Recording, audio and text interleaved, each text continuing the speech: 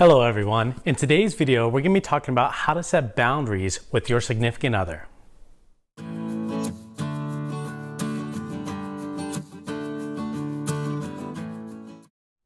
If you're new to the channel, welcome. I'm super happy to have you here. Be sure to subscribe to stay up to date with their weekly videos on mental health related topics and helpful coping skills for you to apply in your own everyday lives. My name is Gabriel Arroyo and I'm a licensed marriage and family therapist located in Southern California.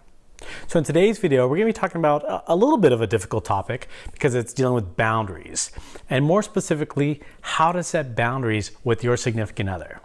So now I have other videos on how to ask for your wants and needs and express your core values, which are all kind of prerequisites of how you're going to establish healthy boundaries in your relationship.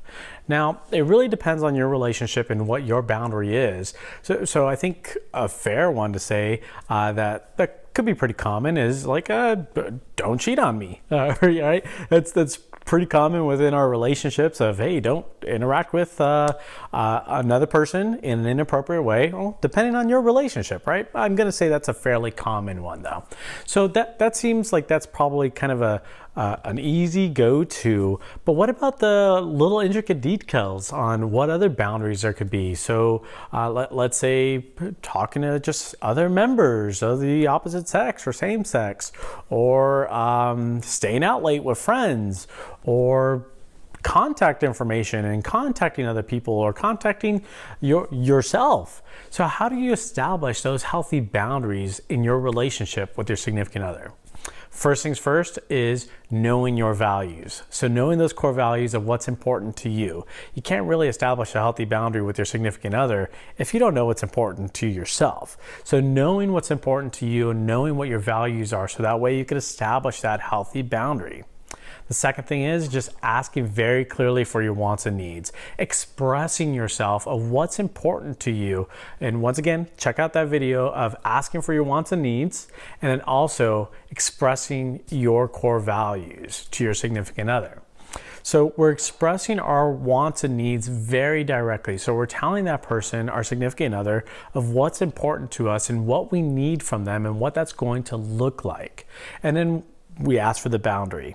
So establishing the boundary and what that's going to look like, very similar to how I've talked about in other boundary videos, is we're setting up the intention up front. People don't like being told no. Okay, it doesn't matter what the relationship dynamic is. It doesn't matter how insightful the person is and how understanding the person is. If you just go in guns blazing like, hey, no, don't do this, people aren't going to respond well to that. So we have to express and explain a little bit of what our intention is up front. So want to maintain a healthy relationship, want to feel secure in this relationship, want to be open and trustworthy, whatever it is, whatever your intention is of why you're establishing that healthy boundary, express it up front. Talk about why you want to establish this healthy boundary for you to feel secure, for you to feel good, for you to feel comfortable, whatever the case may be.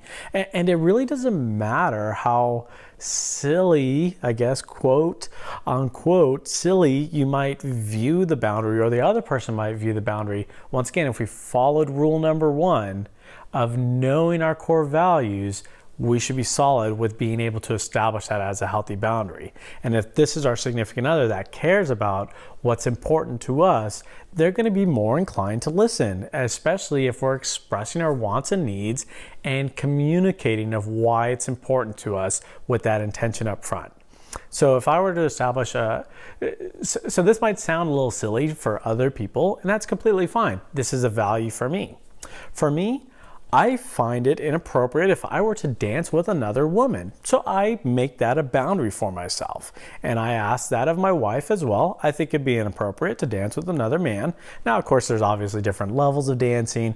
We're going line dancing, not a big deal. But I think it's fairly common for us to understand and know what kind of dancing I'm talking about, right? I'm not going to go salsa dancing or or very romantic, intimate dancing with another woman or another man for that matter.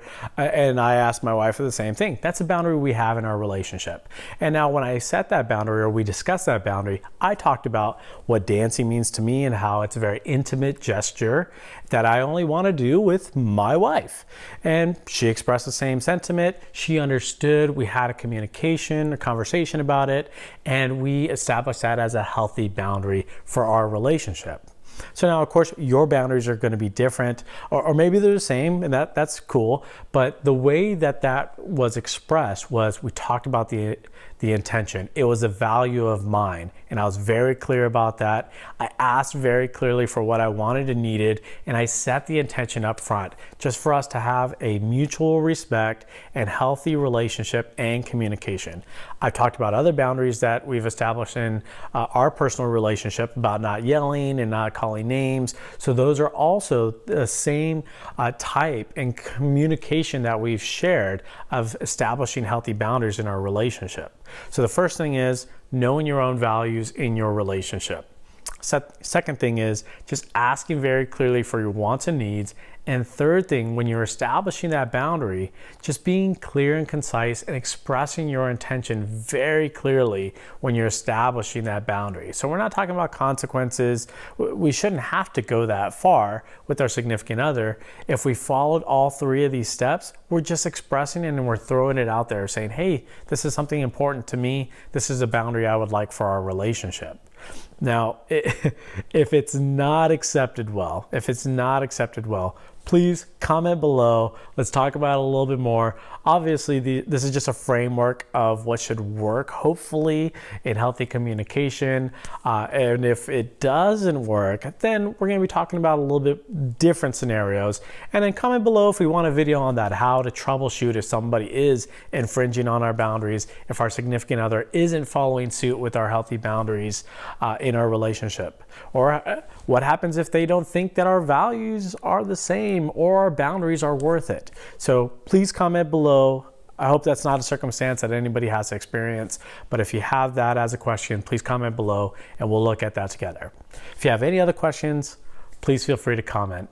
And once again, if you haven't already, be sure to subscribe to stay up to date with our weekly videos on mental health related topics and helpful coping skills for you to apply in your own everyday lives. Thank you.